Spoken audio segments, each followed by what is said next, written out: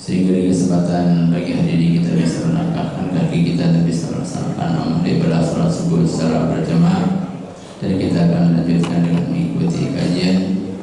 Semoga seluruh rangkaian amal ibadah kita dapat diterima oleh Allah Subhanahu wa taala. Amin ya rabbal alamin.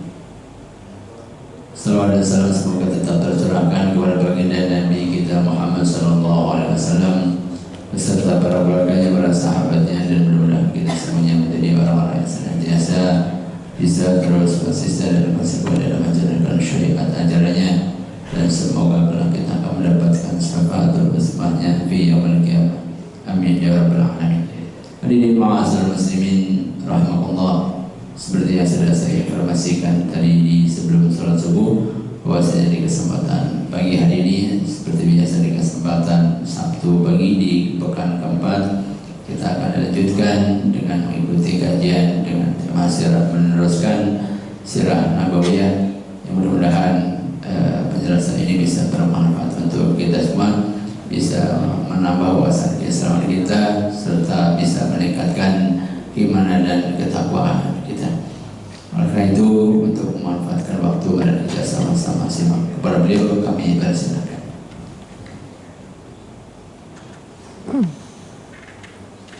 Bismillahirrahmanirrahim. Assalamualaikum warahmatullahi wabarakatuh. Alhamdulillahi rabbil alamin. Hamdan katsiran tayyiban mubarakan fihi mubarakan alayhi. Kama yuhibbu rabbuna wa yardah.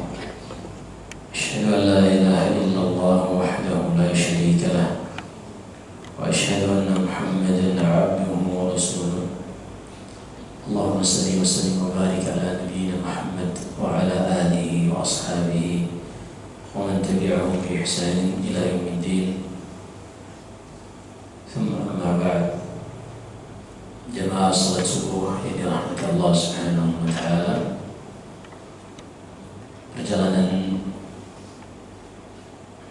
sejarah Nabi Sallallahu Alaihi Wasallam di kota Madinah setelah di tahun ke-6 Hijriah di bulan Dzulqa'dah, Nabi Sallallahu Alaihi Wasallam menuju ke Mekah, namun dicegat di sebuah mata air, sebuah tempat yang bernama Al-Hudaybiyah, yang kita sudah ceritakan dicegat oleh orang-orang kafir Quraisy, yang berakhir dengan lahirnya gencatan senjata antara kaum muslimin dengan orang-orang kafir Quraisy. Gencatan senjata ini sangat memberikan dampak yang besar bagi kaum muslimin.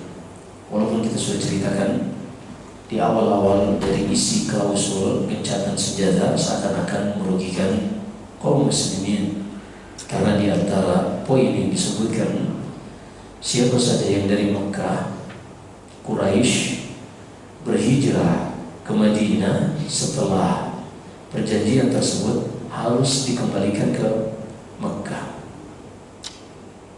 Sebaliknya, siapa saja yang dari Madinah mau ke Mekah, maka dibiarkan untuk kalau dia murtad dan ingin kembali ke agama orang-orang Quraisy. Dan tentunya nggak ada yang murtad.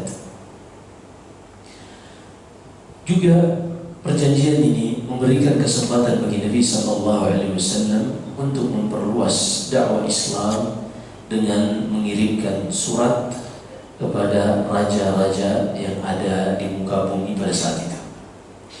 Beliau mengirimkannya kepada Kaisar, Raja Romawi pada saat itu yang bernama Heraklius. Kemudian Rasulullah mengirimkannya kepada Kisra, Raja Persia yang bernama Anushirwan. Kemudian Nabi Sallallahu Alaihi Wasallam mengirimkan kepada pemimpin Mesir yang bernama Muqawqis, juga kepada Bahrain, kepada tempat-tempat yang lain, termasuk kepada Habasyah yang dipimpin oleh Najasyi. Intinya, masa gencatan senjata ini benar-benar dimanfaatkan oleh Nabi Sallallahu Alaihi Wasallam untuk memperluas dakwah Islam. Di sisi lain, setelah gencatan senjata, dipastikan orang-orang Quraisy tidak akan datang menyerang kaum muslimin di Madinah. Nabi sallallahu alaihi wasallam ingin menuntaskan untuk membalas orang-orang yang sudah menjadi sebab terjadinya perang Ahzab. Kan perjanjian Hudaybiyah itu tahun ke-6 Hijriah. 1 tahun sebelumnya, tahun ke-5, terjadi perang Ahzab, yaitu perang di mana Abu Sufyan datang dengan pasukan yang jumlahnya 10.000, ingin mengepung Madinah, langsung menyerang. Namun Allah Subhanahu wa Ta'ala menyampaikan berita kedatangan Abu Sufyan ini kepada Nabi Sallallahu Alaihi Wasallam, dan dengan masukan dari Salman Al-Farisi, Nabi Sallallahu Alaihi Wasallam pun bersama sahabatnya membuat parit sehingga pasukan kuda tidak bisa menyeberang. Ternyata perang ini, sebagaimana kita sudah sebutkan, yang inisiatornya adalah orang-orang Yahudi yang ada di Khaybar. Yahudi yang ada di Khaybar ini, ada di sana Huyai bin Akhtab, Salam bin Abi Huqaiq. Mereka ini asalnya tinggal di Madinah, di perkampungan yang bernama Bani Nadir, Yahudi Bani Nadir. Namun ketika mereka berada di Madinah pada tahun ke-4 Hijriah, mereka sepakat membuat sebuah konspirasi untuk membunuh Nabi Sallallahu Alaihi Wasallam. Jadi ceritanya, Amr bin Umayyah Ad-Damri keliru membunuh 2 orang ketika dia berlari atau dia mendengarkan peristiwa Rajiyah di tahun ke-4. Dia membunuh 2 orang yang secara aturan tidak boleh dibunuh, karena mereka memiliki perjanjian damai dengan Rasulullah SAW. Akhirnya Rasulullah pun terpaksa harus membayar diat, denda berupa 100 ekor onta untuk 1 orang, sehingga kalau 2 orang 200 ekor onta. Nabi Sallallahu Alaihi Wasallam meminta bantuan orang-orang Yahudi Bani Nadir yang ada di Madinah pada saat itu, karena ini konsekuensi dari piagam Madinah. Jadi kan kita sudah sebutkan di awal hijrah, sesampainya di Madinah, Rasulullah membuat perjanjian untuk hidup bersama di kota Madinah dengan Yahudi. Nah, salah satu konsekuensinya harus saling membantu, termasuk bayar denda, bayar diat. Maka Rasulullah pun mendatangi Yahudi untuk melaksanakan konsekuensi perjanjian ini. Tapi Yahudi pun mengatakan, oke, wahai Muhammad SAW, kami akan bantu engkau nanti datang ke rumah ini. Kami akan berikan apa yang kau minta. Ketika menjelang waktu Rasulullah datang, orang-orang Yahudi, mereka pun yang terbiasa melakukan konspirasi ini, mereka pun mengatakan, ayo, ini kesempatan terbaik. Kesempatan terbaik untuk kita habisi orang ini. Mereka pun mulai menyusun rencana, hingga keputusan akhirnya adalah ketika Rasulullah datang di rumah ini, seorang naik dari atas membawa roha. Roha itu penggiling gandum yang dari batu, itu beratnya mungkin sekitar 50-70 kilo. Seorang naik ke atas atap, begitu Muhammad ada di bawah, jatuhkan. Ternyata ketika mereka sudah siap untuk naik ke atas, Rasulullah datang bersama Abu Bakar, Umar, dan beberapa sahabat. Datang Jibril alaihissalam memberitahukan Rasulullah bahwasanya mereka akan membunuhnya. Rasulullah pun tiba-tiba langsung beranjak pulang ke Madinah dan mempersiapkan pasukan. Akhirnya Yahudi Bani Nadir diusir dari Madinah. Diusir dari Madinah, sebagian ada yang ke Syam, ke Damaskus. Namun sebagian ada yang berlari ke Khaybar. Nah,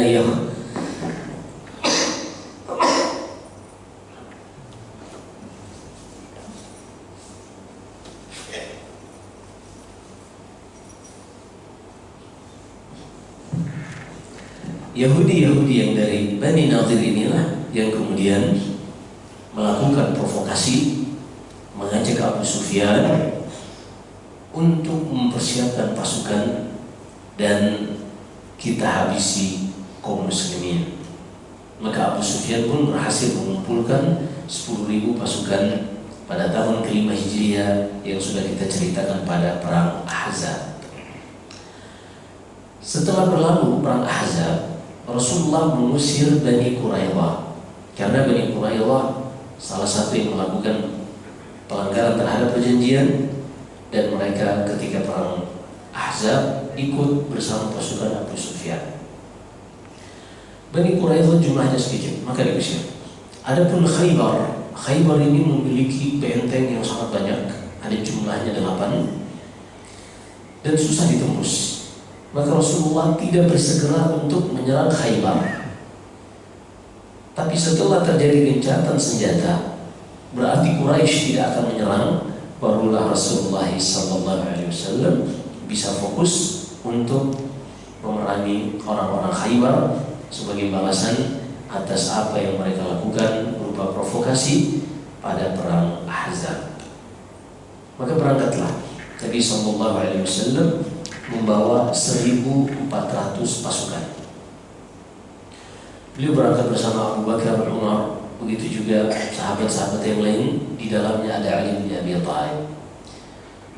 Ketika meninggalkan Madinah, kebiasaan Nabi SAW mewakilkan kepada seorang sahabat untuk menjadi imam, untuk mengurusi hal-hal yang ada di Madinah. Pada saat itu Nabi SAW memerintahkan sahabat Siba' ibn Urfutah untuk menjaga kota Madinah.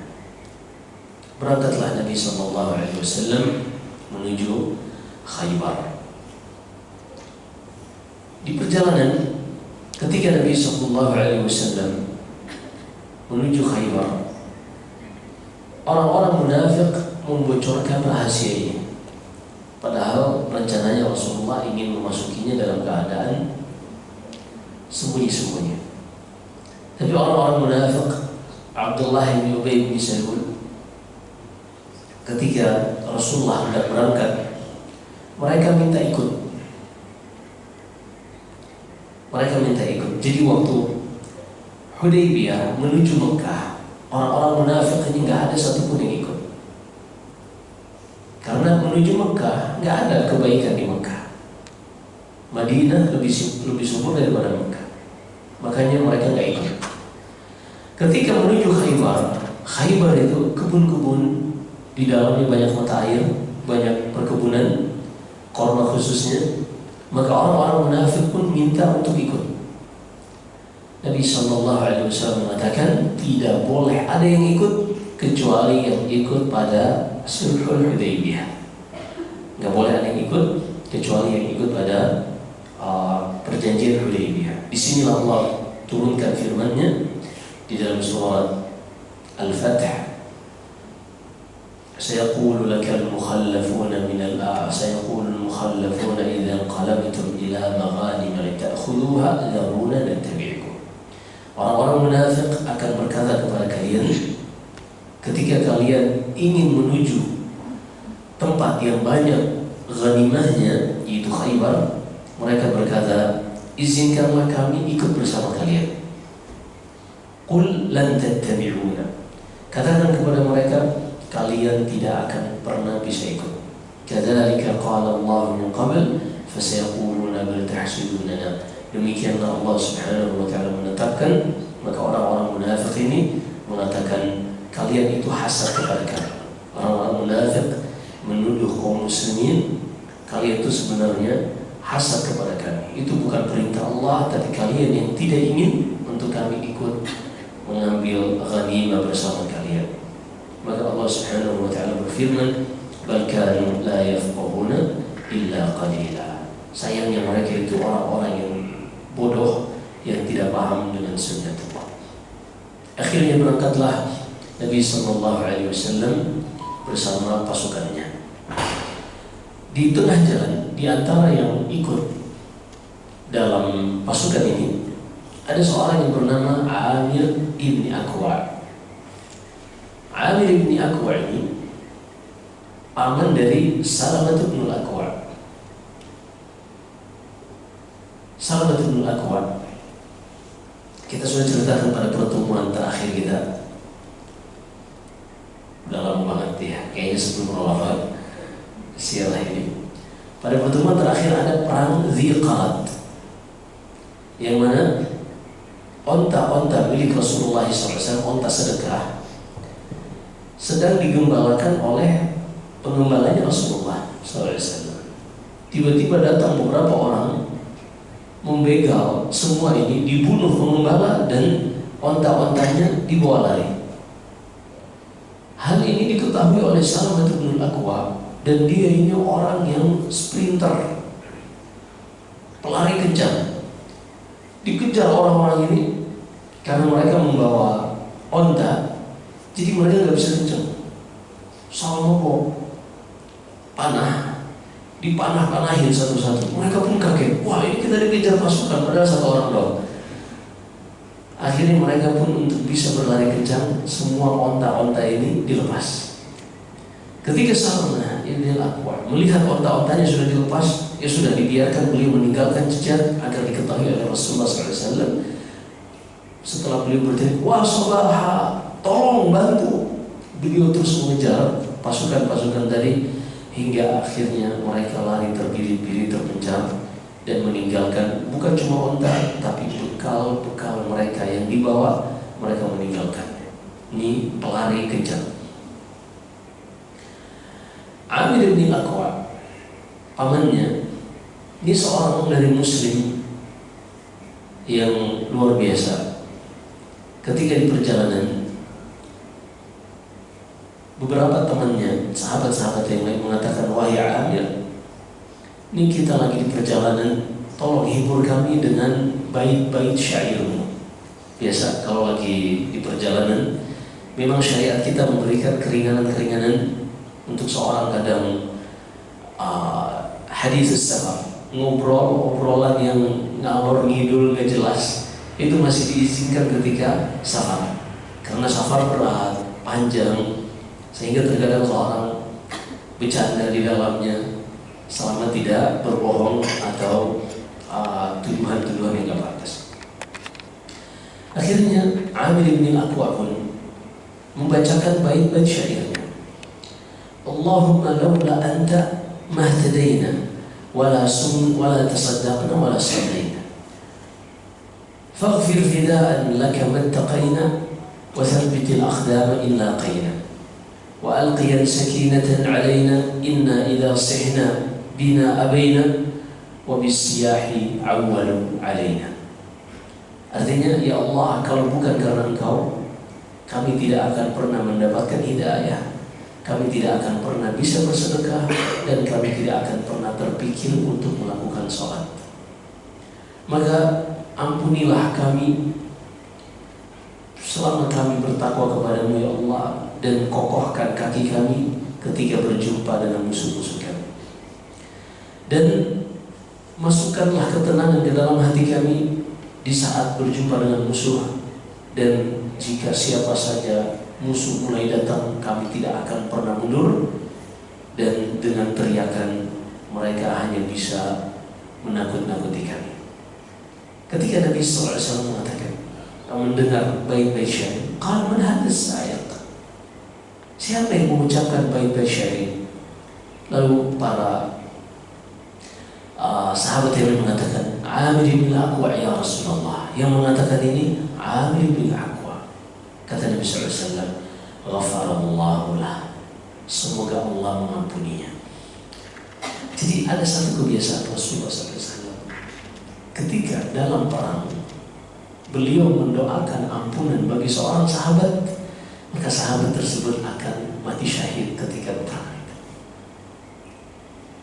Ini sering didapati oleh para sahabat. Sehingga kata Umar ketika mendengarkan Rasulullah mengatakan ghafarallahu li Amir, semoga Allah mengampuni Amir bin Aqwa. Kata Umar, ya Rasulullah, law matta'tana bi Amir. Ya Rasulullah, Amir ini orang yang enak, kita ajak ngobrol, kita ajak bergaul, Aduh ya Rasul, apakah secepat itu dia harus mendahului kita ya Rasulullah?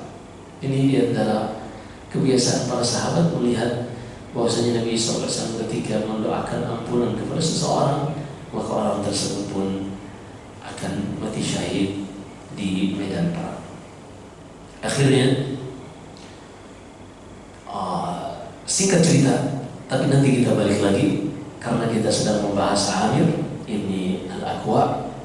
Nanti akan di Hisn Na'im, di benteng, salah satu benteng Khaybar yang bernama Benteng Na'im, keluar pendekarnya yang bernama Marhab.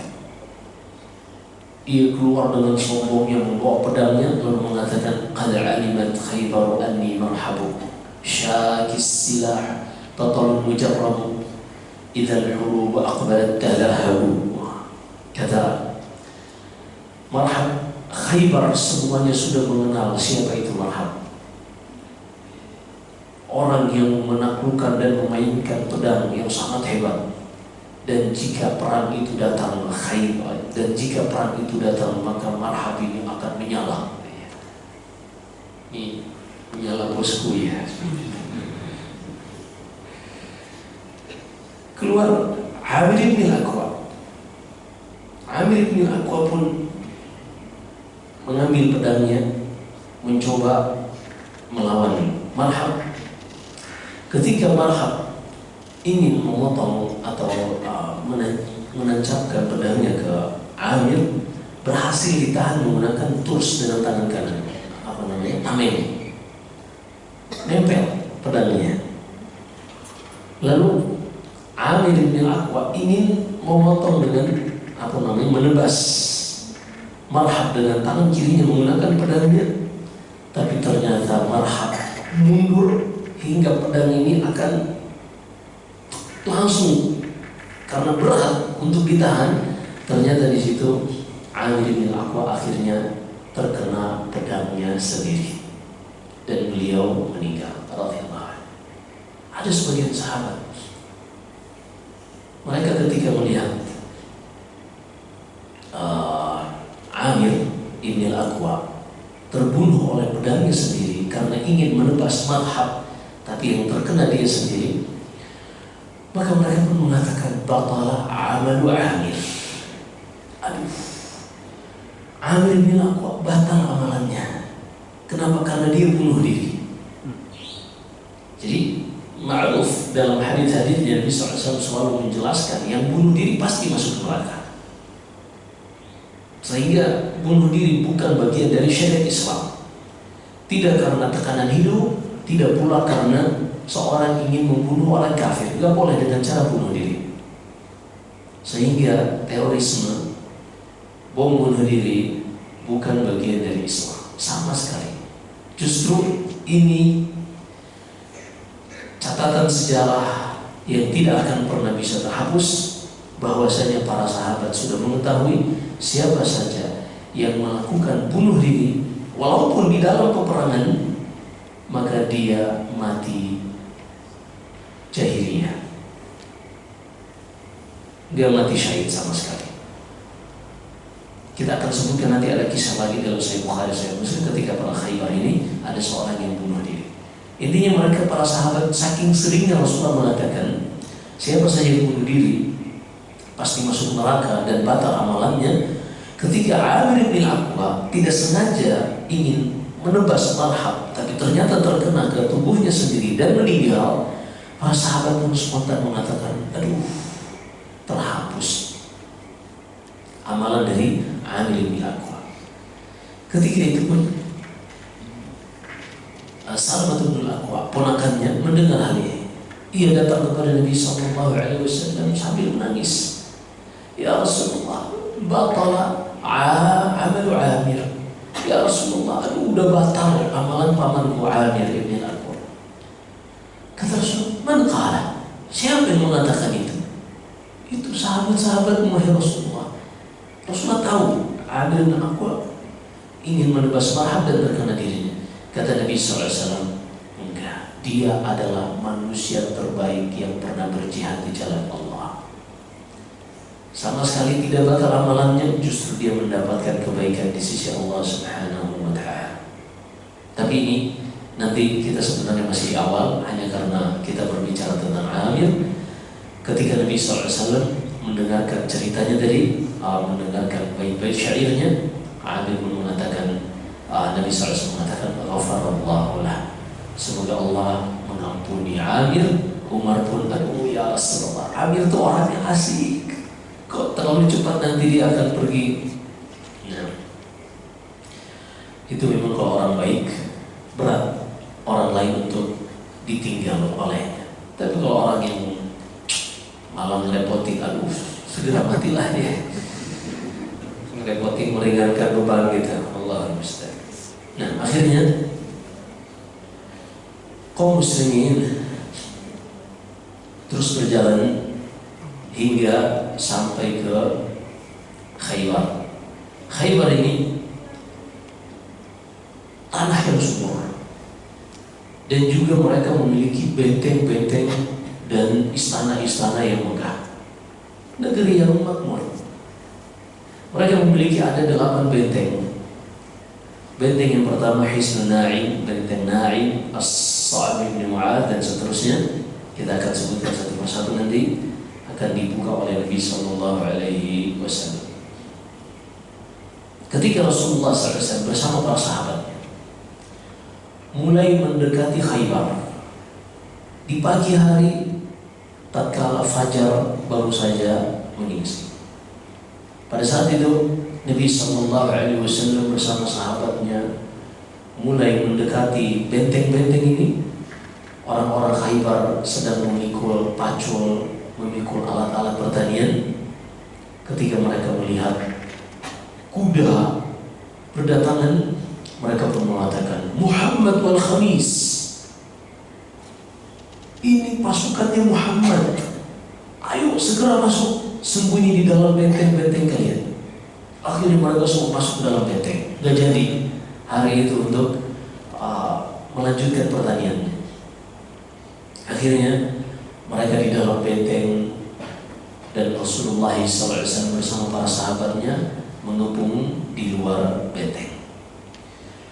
Ketika mengepung ini, orang-orang Khaybar nyaman di dalam. Ada air, mata air yang banyak mengalir, juga ada kebun-kebun kurma. Di luarnya, di luar benteng tersiksa. Akhirnya kata para sahabat, di saat itu pun kami kehabisan bahan makanan, karena pengepungannya berlangsung sampai 1 bulan. Kami mengumpul sampai 1 bulan, hingga kami tidak mendapati lagi apa yang bisa kami makan. Akhirnya sebagian sahabat mulai berinisiatif untuk menyembelih keledai. Disembelih, dimasak, dimakan. Keledai itu katanya dagingnya itu amis. Kalau kuda juga amis katanya, tapi keledai lebih amis lagi. Maka orang-orang dulu memang sebelum diharamkan pun, kalau nggak ada darurat, mereka nggak akan makan keledai. Akhirnya disampaikan kepada Nabi SAW, ya Rasulullah, ini keledai-keledai kita habis ini. Maka pada saat itu pun Nabi SAW mengatakan, Inna Allah wa Rasulahu yanhayanikum an luhumil humuril ahliyah. Kata Nabi SAW, sesungguhnya Allah dan Rasulnya telah mengharamkan kepada kalian untuk memakan daging keledai rumahan. Maksud keledai rumahan itu keledai yang memang dipakai untuk kebutuhan ngangkut barang atau tunggangan yang sudah dijinakan. Adapun keledai-keledai yang masih liar, yang hidup liar, seperti zebra misalnya, nah ini halal dimakan, asal jangan zebra cross ya, cross soalnya. Zebra ini boleh, karena ini jatuhnya al-humurul wahshi. Walaupun zebra itu sama dengan keledai, walaupun kadang peranakan antara kuda dan keledai, maka dia tetap halal. Sejak saat itu Nabi SAW juga mengharamkan yang namanya nikah mut'ah. Sebulan dulu di awal-awal boleh, karena ada para sahabat safar sebulan, 2 bulan, ada yang 3 bulan, perjalanan panjang. Dan laki-laki satu pekan aja udah mulai error ya, apalagi 1 bulan. 1 bulan udah berat. Maka pada saat itu kalau mereka tidak memiliki budak, diizinkan untuk nikah mut'ah. Apa itu nikah mut'ah? Pernikahan yang seorang laki-laki tidak meniatkan untuk keberlangsungan pernikahan terus-menerus. Nikah dengan durasi, misalnya sebulan, nikah 2 bulan. Itu di awal kedatangan Nabi SAW di Madinah. Hingga ketika perang Khaybar, di dalam hadis Ali bin Abi Thalib, hadisnya hadis Ali bin Abi Thalib, Nabi SAW selain mengharamkan daging keledai, Nabi SAW juga mengharamkan nikah mut'ah. Termasuk yang mirip dengan nikah mut'ah ini, nikahun biniyatin talaq, nikah dengan niat untuk diceraikan. Apa maksudnya? Dia secara lahiriah dia gak nikah mut'ah. Wanita yang dinikahi ini tahunya bahwa ini akan langgeng terus nih. Tapi laki-laki ini, karena mungkin dia lagi ditugaskan ke suatu daerah, mungkin di sana 3 bulan, daripada haram mending nikah. Tapi dia nikahnya emang niatnya dari awal, kalau tugasnya selesai pulang, maka dia akan lepas wanita ini, dia akan ceraikan. Nanti kalau pindah tugas di tempat lagi, cari lagi di sana dan seterusnya. Yang seperti ini haram. Ini nggak boleh. Walaupun secara lahiriah pernikahannya sah. Apa maksudnya? Jadi bedakan antara sah dengan haram. Dari sisi keabsahan, sesuatu itu dikatakan sah jika terpenuhi padanya 2 indikator. Sesuatu dikatakan sah jika terpenuhi padanya 2 indikator. Kata Syekh Abdurrahman bin Nasir As-Sa'idi rahimahullah, "Wa la yatimmu al-hukmu hatta tajtami' kullu asy-syurut wal mawani' tartafi." Suatu hukum itu tidak akan dikatakan sah sampai terpenuhi seluruh syarat-syaratnya dan tidak ada lagi penghalang-penghalang. Maka ketika pernikahannya ada wali, ada saksi, maka sah. Tapi menjadi haram bagi laki-laki ini yang memang sejak awal niatnya ketika menikah untuk menceraikan, karena ini sama dengan nikah mut'ah, walaupun tidak dinamakan dengan mut'ah. Kita ulangi, dari sisi keabsahan, wanita yang menikah dia nggak tahu niatnya laki-laki itu ternyata jahat, hanya menikahi hanya untuk menyakiti, kan seperti itu. Padahal harusnya lebih baik tidak pernah memulai daripada harus mengakhiri, kan seperti itu katanya. Lebih baik jangan pernah mencintai kalau harus menyakiti.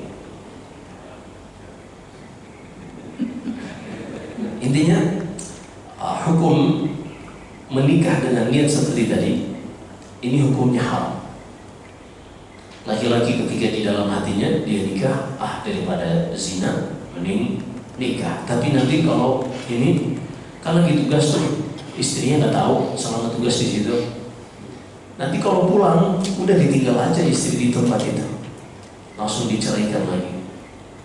Nah ini yang seperti ini adalah nikah mut'ah pada hakikatnya, walaupun dia memperlihatkannya seakan-akan itu pernikahan yang normal.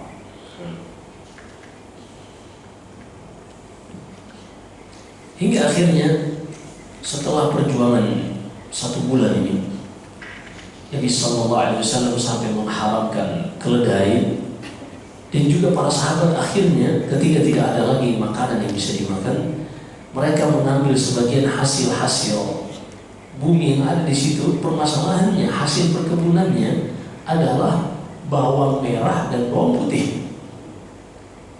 Saking laparnya, akhirnya mereka pun menyikat bawang merah dan bawang putih, dimakan mentah-mentah. Nggak ada gorengannya, enggak, cuma bawangnya doang. Kalau masih ada gorengan, ada kecap dicampur dikit, nggak ada, benar-benar bawang. Akhirnya Nabi Sallallahu Alaihi Wasallam ketika hendak sholat, aroma bawang luar biasa. Nabi SAW mengatakan, man akala min hadhihi syajarah fala yaqrabanna musallana fa innal malaikah tata'adza mimma yata'adza minhu banu adam. Siapa saja yang habis makan bawang, udah dia nggak usah datang sholat di masjid, dia ada uzur. Kenapa? Karena mudaratnya lebih besar terhadap orang lain. Ketika dia datang ke masjid, aroma bawang dari mulutnya ini akan menyebar ke seluruh jamaah, mengganggu konsentrasi sholat. Karena sholatnya Rasulullah dan para sahabatnya itu bukan sholat asal gerakan dan mulut komat kamit, bukan. Ada makna yang dalam ketika sholat. Mereka sedang bermunajat kepada Allah Subhanahu wa Ta'ala. Maka kata Rasulullah SAW, siapa saja yang habis makan bawang, udah dia nggak usah datang untuk sholat berjamaah. Karena malaikat yang ikut hadir ketika kita sholat, mereka akan tersakiti dengan hal-hal yang manusia juga tersakiti. Jadi ketika kita nggak suka cium bau bawang, maka malaikat juga nggak suka. Padahal mereka datang untuk menghadiri sholat berjamaahnya kaum muslimin. Ini aroma bawang, kebayang aroma yang lain. Makanya kalau ke masjid mungkin pulang dari kerja atau habis keringetan, habis olahraga, ya minimal nyiram-nyiram dikit lah pakai sabun gitu, biar aromanya tidak mengganggu kekhusyuan salatnya. Ketika di penghujung hisar, di penghujung pengepungan ini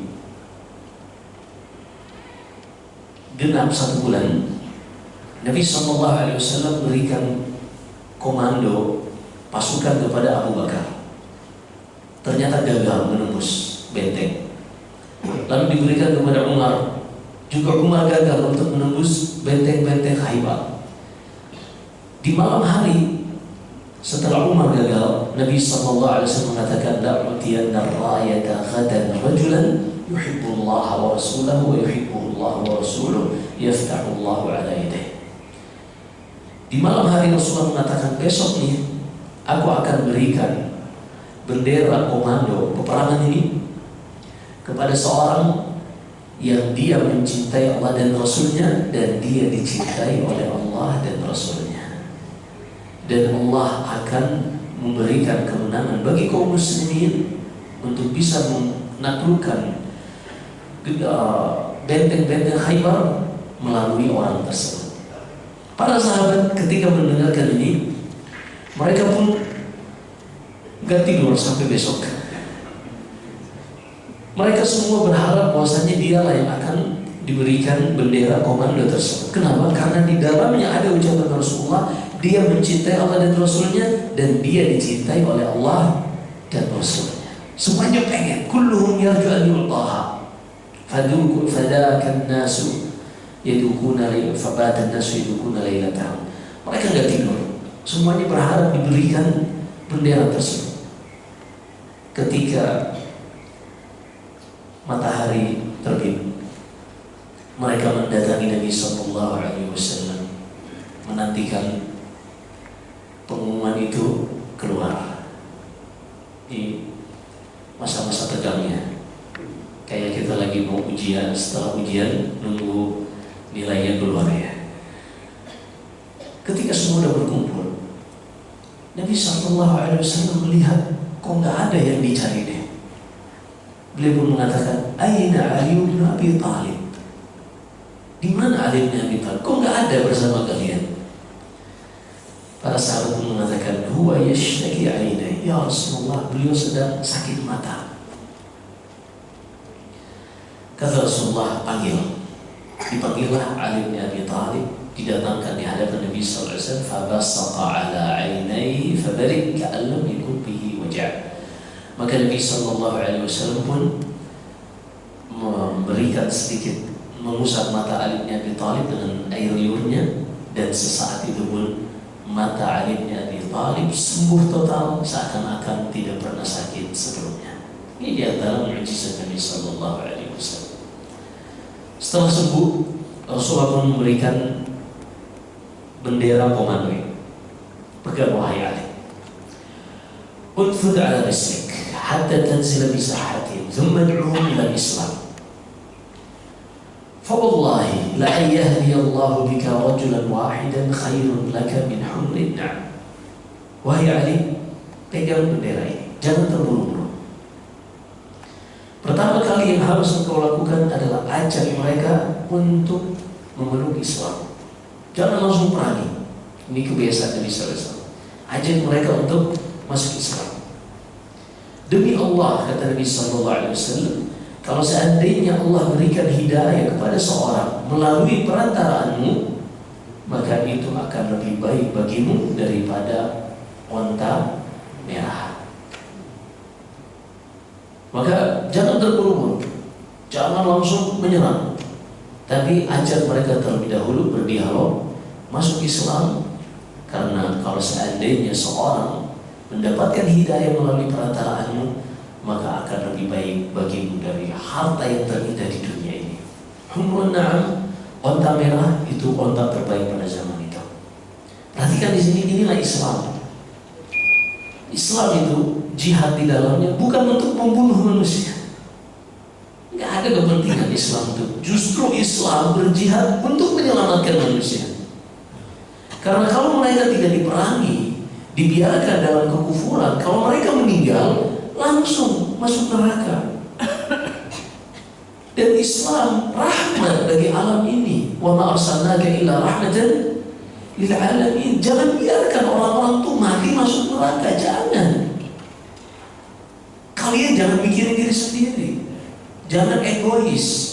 Karena kalian udah muslim, karena kalian udah sholat, udah puasa, udah melakukan syariat Islam, kemudian gak memiliki kepekaan terhadap orang-orang kafir, orang-orang non-muslim. Jangan. Berdakwah, ajak mereka kepada Islam. Mungkin mereka belum paham. Dan begitulah seorang muslim hidupnya tuh gak boleh egois. Dia gak boleh, udahlah, yang penting kita udah makan, keluarga udah nyaman, anak udah bisa sekolah, kalaupun sampai ke Amerika. Dia gak pernah berpikir bahwasanya agama yang ada di dalam keyakinannya ini adalah rahmat bagi seluruh manusia.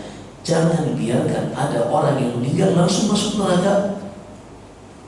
Maka ajarkan kepada mereka Islam. Ini bentuk rahmatan lil alamin. Sehingga jihad di dalam Islam ini sarana, bukan tujuan. Sarana untuk menyampaikan Islam kepada manusia, bukan tujuan. Kalau seandainya tanpa jihad mereka mau masuk Islam, boleh, kelar urusan. Islam ini tidak akan berdesak-desakan untuk memperebutkan jabatan, kekuasaan. Enggak. Kalau Islam datang ke suatu daerah, ada rajanya di situ, ada menteri-menterinya, ada pejabatnya, ada kepala-kepala unit-unit tertentu, misalnya yang punya SPPG misalnya, contohnya. Nggak akan rebutan Islam untuk hal seperti itu. Kalau tadinya mereka non-muslim masuk Islam, ya sudah, mereka tetap pada profesinya. Yang komisaris tetap komisaris, nggak ada urusan Islam dengan itu. Islam ini tujuannya hanyalah menyelamatkan mereka jangan sampai meninggal langsung masuk neraka. Itu tujuan jihad. Sehingga kalau seandainya tujuannya bisa dicapai tanpa harus berperang, selesai urusan. Nah, Karena itulah bentuk rahmat lil alamin dari Islam. Maka jangan kita menjadi orang yang egois, hanya memikirkan diri sendiri.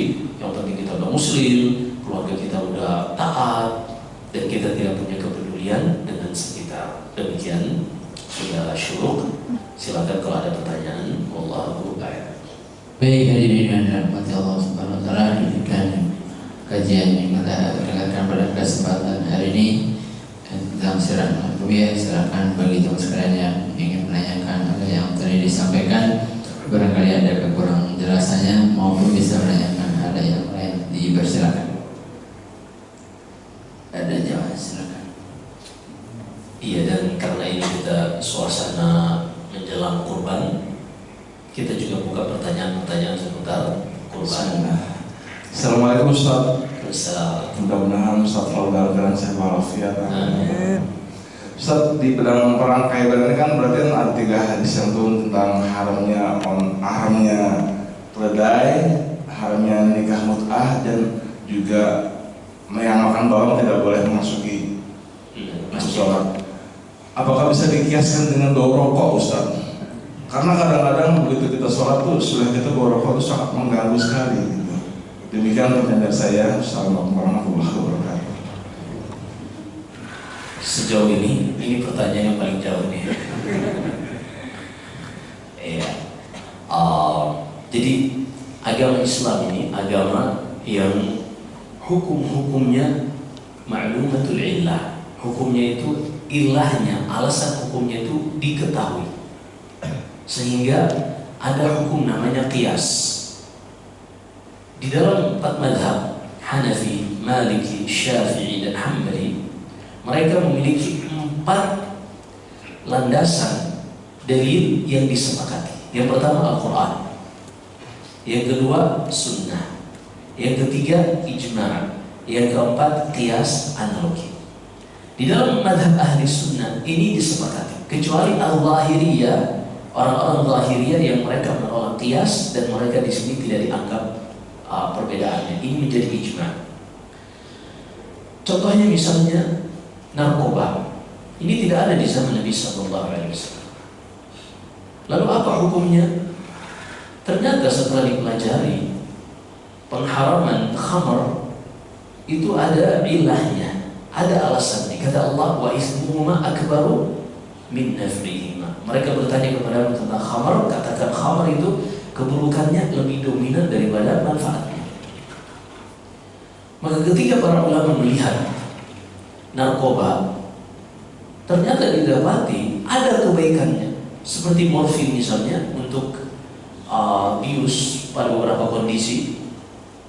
Ini kondisi darurat, berarti ada manfaatnya. Jangan lupa khamr juga digunakan sebagai bahan anestesi di zaman dulu. Di zaman Nabi SAW ada amputasi, itu sudah dikejar, sudah dikenal sejak zaman dulu.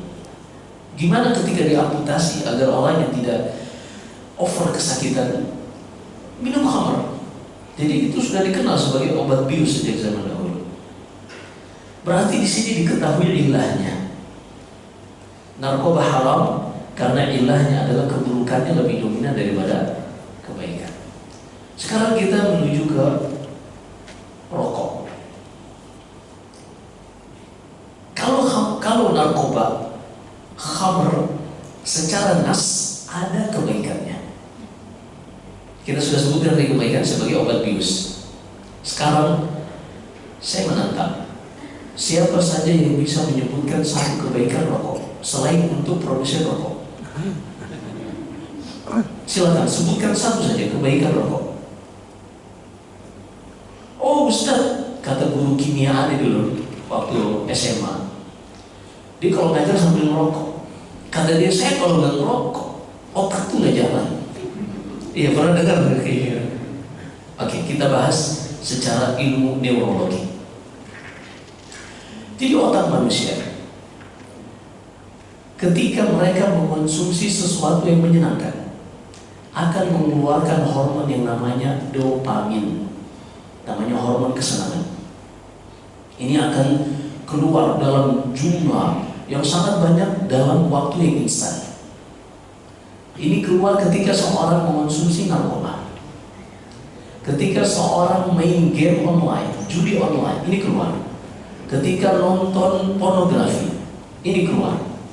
Dan juga ketika merokok, ini keluar. Jumlah yang banyak dalam waktu yang instan, ini membuat otak tuh namanya nge-fly. Senang, orang tuh kalau merokok merasa relax. Apalagi tadi kan gitu tuh. Tapi anak gak merokok lah. Ketika kondisi otak seperti ini, di saat kadar dopaminnya habis, otak ini minta lagi. Pernah lihat orang sehari 2 bungkus, sehari dia gak makan, yang penting merokok, bisa dia. Jadi ketika dopamin tadi turun, maka otak ini menyuruh hipotalamus, menyuruh cari lagi untuk dapat stimulasi dari dopamin lagi.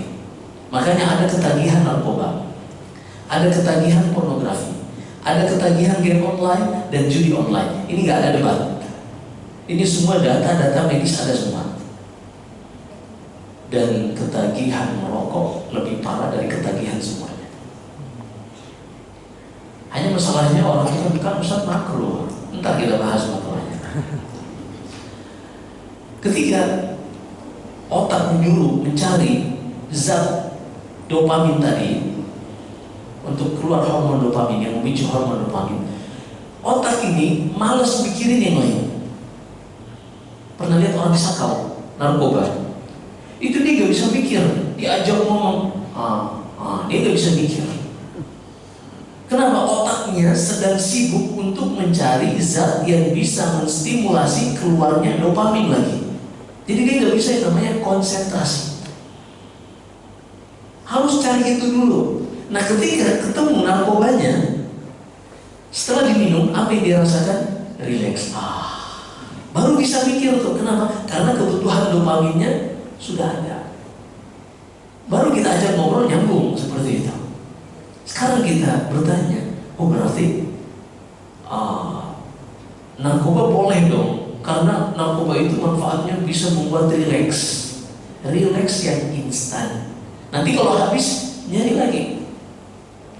Nah jadi rokok, seorang yang merokok katanya dia relax kalau merokok, itu relax yang halu, relax yang semu, palsu. Gak benar. Karena kalau orang yang tidak merokok, dia gak butuh rokok untuk merasakan relax itu. Dia hanya butuh kopi. Walaupun kopi tingkat kecanduannya berbeda. Intinya rokok ini juga mayoritas, jadi nggak ada perkara ijma manusia zaman sekarang, ijma keharam, ijma kejelekannya kecuali narkoba dan rokok. Ijma dokter, semua dokter, ahli medis sepakat bahwasanya rokok ini membunuhmu. Yang khilaf itu, yang berbeda pendapat itu datang dari produsennya.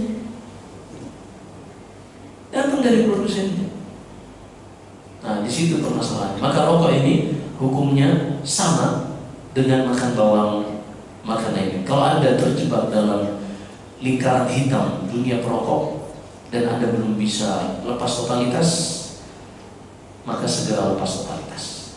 Kalau masih ada sisa-sisa aromanya dari nafas dari mulut sebelum masuk ke masjid, gosok gigi atau pakai siwak atau pakai permen biar orang lain tidak terganggu. Nah, wallahu a'lam. Baik, silakan lain. Oke. Kanan dan kiri. Emang kita harus belajar bersikap adil. Sudah itu benar. Assalamualaikum warahmatullahi wabarakatuh. Assalamualaikum. Tadi Ustaz menjelaskan kalau tidak salah keledai yang dipiara untuk angkut-angkut itu haram ya. Haram di dagingnya. Dagingnya. Artinya keledai yang di hutan atau bebas itu mungkin halal. Nah, sekarang kalau saya kiaskan bagaimana kerbau yang untuk bajak sawah dan sebagainya atau kerbau yang liar, ini pertanyaannya. Kemudian saya kaitkan dengan surat Al-Maidah ayat 87. Ya ayyuhalladzina amanu la tuharrimu thayyibati ma halallahu lakum ila akhirih. Nah, itu bagaimana Pak? Penjelasan terutama penjelasan yang berkaitan dengan surat Al-Maidah 87 itu. Jadi yang baik itu yang mengharamkan yang baik itu. Nah, kalau kemudian artinya kerbau tadi yang dipelihara atau keledai yang dipelihara diharamkan, nah itu bukankah menghalalkan yang baik tadi, mengharamkan yang baik tadi. Baik. Sekian, terima kasih. Assalamualaikum warahmatullahi wabarakatuh. Assalamualaikum. Allah berfirman dalam surat Al-Maidah, ya ayyuhalladzina amanu la tuharrimu thayyibati ma ahallallahu lakum wa la ta'tadu innallaha la yuhibbul mu'tadin. Wahai orang-orang beriman, janganlah kalian mengharamkan apa yang baik-baik yang Allah halalkan bagi kalian, dan janganlah kalian melampaui batas. Sesungguhnya Allah tidak menyukai orang-orang yang melampaui batas. Dan juga Allah sebutkan dalam surat Yunus, qul ara'aytum ma anzalallahu lakum min rizqin faj'altum minhu haraman wa halalan qul Allahu adzina lakum am 'ala Allahi taftarun. Tidakkah kalian perhatikan apa yang Allah turunkan untuk kalian berupa rezeki, kalian pun mengatakan sesuka hati mengikuti hawa nafsu, ini halal, itu haram, membuat-buat hukum yang tidak pernah Allah Subhanahu wa taala sebutkan. Artinya di sini Allah mencela orang-orang tersebut. Mengkiaskan al-humur al-ahliyah, keledai rumahan, dengan kerbau atau sapi yang dipakai untuk membajak sawah, ini qiyas ma'al farid, qiyas ma'al nas. Artinya qiyas yang digunakan pada perkara yang ada nasnya akan kebolehannya. Apa maksudnya? Jadi di zaman Nabi SAW ada keledai, ada sapi. Ada keledai, ada sapi. Bahkan di Al-Quran diceritakan bahwasanya sapi itu emang ada sebagian tugasnya untuk mengurusi sawah. Di dalam kisah Bani Israel di surat Al-Baqarah, qala innahu yaqulu innaha baqaratun la dhalulun tuthirul arda wa la tasqil hartha musallamatun la syiyata fiha. Kata Allah mengatakan kepada Nabi Musa ketika ditanya Bani Israel, wahai Musa, sapi betina kayak gimana nih yang Allah inginkan? Maka kata Allah, katakan setelah warnanya sapi kuning yang terang, kemudian sapi ini sapi yang tidak boleh, sapi yang digunakan untuk membajak sawah, tidak boleh dipakai untuk pengairan. Nah, menunjukkan di sini bahwasanya sapi sudah dikenal oleh manusia sejak zaman dahulu sebagai instrumen yang membantu meringankan kehidupan manusia.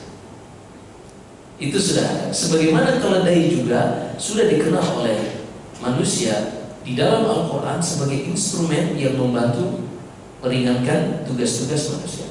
Perhatikan, dua-duanya ada di zaman Nabi. Tapi Nabi hanya mengharamkan keledai yang rumahan. Menunjukkan di sini tidak boleh kita mengkiaskan sapi atau kerbau dengan keledai tadi rumahan, karena keduanya ada nasnya. Kalau sapi ini halal, sementara keledai ini haram. Dan sesuatu kalau sudah ada nasnya, nggak boleh. Kata para ulama dalam qawaid fiqhiyah, la qiyasa ma'an nas. Tidak boleh ada qiyas analogi ketika di situ ada nas. Nah, jadi kita tidak kiaskan dan tidak boleh mengkiaskan sapi atau mungkin onta yang dipakai untuk tunggangan atau dipakai untuk angkat barang atau dipakai membajak sawah, karena semuanya itu ada di zaman Nabi dan Nabi SAW menghalalkannya dan tidak mengharamkan.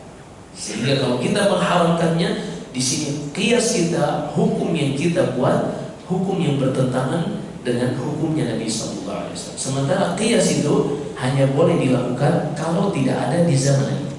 Makanya kan ada 4 rukun qiyas. Disebut dari Ibnu Qudamah rahimahullah dalam kitabnya Rawdatun Nadhir.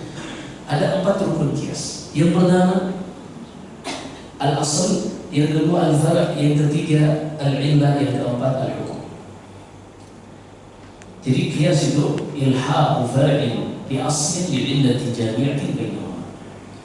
Qiyas analogi adalah menyertakan sesuatu yang baru, yang kontemporer, yang tidak ada di zaman Nabi. Jadi syaratnya kita bisa kiaskan kalau tidak ada di zaman Nabi.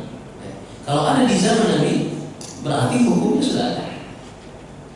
Maka qiyas itu pertama harus ada objek yang kontemporer yang baru, tidak ada di zaman Nabi. Kemudian yang kedua, sesuatu yang sudah ada di zaman Nabi, yang sudah ada hukumnya, sehingga kita bisa analogikan perkara yang kontemporer ini dengan sesuatu yang sudah ada di zaman Nabi. Kemudian yang ketiga ada namanya illah. Illah yang kita sebutkan alasan hukum. Kenapa Allah haramkan khamr? Oh ternyata keburukannya lebih dominan daripada manfaatnya. Ini namanya illah. Barulah yang keempat namanya hukum, produk hukum yang dihasilkan setelah melihat keidentikan antara dua objek yang kontemporer dengan yang klasik, apakah sama dari sisi illah atau tidak. Barulah kalau sama hukumnya sama, kalau tidak sama hukumnya berbeda. Ini dibahas di Fakultas Syariah semester 7 dan 8 tentang illah, dan kita bahas hanya dalam 3 menit. Baik, kanan sudah, kiri sudah, saya kasih kesempatan yang belakang kalau masih ada. Nggak ada. Ada, silakan. Belum siap adil ya berarti. Assalamualaikum warahmatullahi wabarakatuh. Tentang mengenai kurban, Ustaz. Yang saya tahu itu adalah kurban sama utang itu yang dilakukan adalah utang. Jadi pertanyaan adalah ini bukan utang pribadi.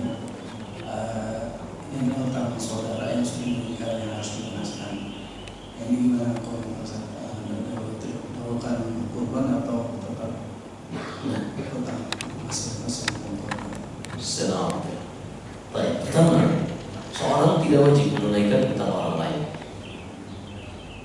Kata Syekh Rahman bin Nasir As-Sa'di rahimahullah dalam kitabnya Manzumah Qawaid al-Fiqhiyah, "Wa man yu'addi 'an akhihi wajiban lahu ruju'u inna wa talibah." Seorang yang menunaikan kewajiban saudaranya seperti utang, kalau misalnya dia mengatakan, nanti kalau ente mampu balikin ya, artinya itu bukan sesuatu yang wajib bagi dia. Dan dia boleh meminta ulang dana tersebut kalau orang ini sudah memiliki kelapangan, menunjukkan tidak wajib, tidak ada kewajiban.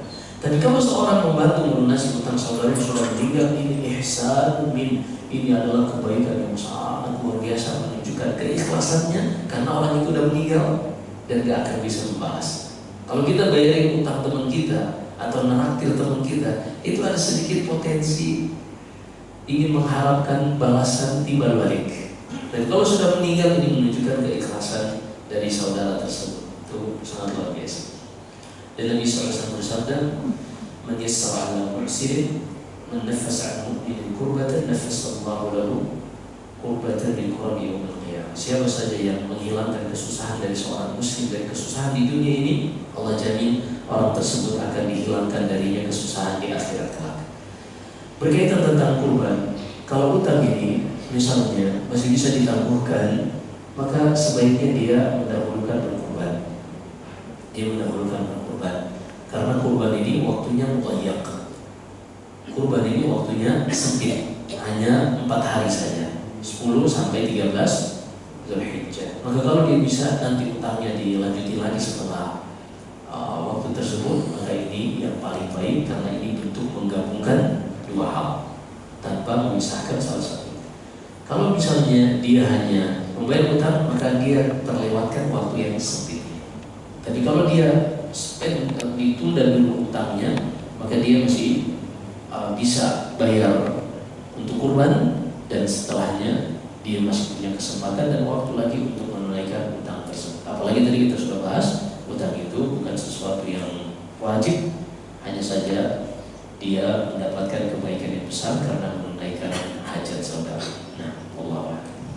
Baik, hadirin yang dirahmati Allah Subhanahu wa taala, dikarenakan waktu sudah menjelang siang, kiranya Bapak Ustaz memberikan kesimpulan dan mengakhiri dengan doa. Nah, dengan memahami perjalanan sejarah, kita jadi mengetahui beberapa hukum dan tidak tertipu dengan sebagian orang yang mereka berkamuflase dengan Islam lalu menghalalkan apa yang sudah Allah haramkan. Ada sebagian kelompok yang menjadikan nikah mut'ah ini sebagai syiar karena pengikutnya jadi banyak. Apalagi kalau jomblo-jomblo yang udah gak jelas hidupnya, wah, kayaknya ikut kelompok itu. Dan qadar Allah ada di negeri kita ini. Belum lama di salah satu daerah di sana, qadar Allah ada seorang dokter internis, pasiennya luar biasa, yang wanita-wanita yang terkena penyakit kelamin. Ternyata setelah ditanya, oh ngaji dengan dai yang sudah meninggal. Iya, dai yang sudah meninggal, yang dia adalah seorang Syiah yang menghalalkan nikah mut'ah. Alhamdulillah. Ini dengan kita mengetahui sejarah, ternyata penghalalan nikah mut'ah pada perang Khaybar dan yang meriwayatkannya Ali bin Abi Thalib. Jadi orang-orang Rafidhah mereka tidak mau menerima hadis kecuali hanya dari Ahlul Bait. Khusus hadis ini juga ditolak. Kenapa? Gak sesuai dengan syahwat ya. Alhamdulillah. Baik, Allahu a'lam. Semoga Allah menjaga melindungi kita semua, keluarga kita dan negara kita ini. Sallallahu alaihi wa sallam. Subhanallahi wa bihamdihi, asyhadu an la ilaha illa anta, astaghfiruka wa atubu ilaik. Wassalamualaikum warahmatullahi wabarakatuh.